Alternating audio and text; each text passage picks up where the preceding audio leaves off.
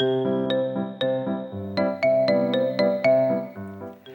语文千万字，逐工要跟大家做伙来摆一字。今仔日要甲大家小解这字，咱做伙来看到这字就是丝，丝就是牛仔吐出来细条线，咱讲牛仔丝，若是揪做长长幼幼的线形，咱就讲牵丝。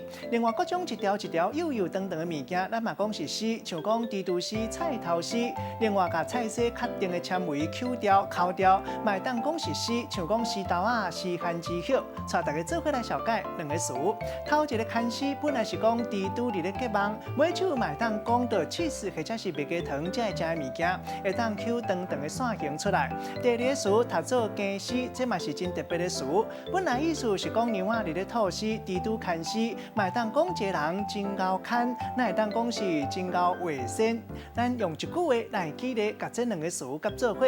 比如讲阿明实在真够鸡丝，看到牛仔伫咧牵丝，伊就开始讲起，讲到汤拖，讲到餐衣，讲到做衫，讲到名称。刷落来讲到气候，搁再讲到天。今仔日小解这一日诗提供予大家参考。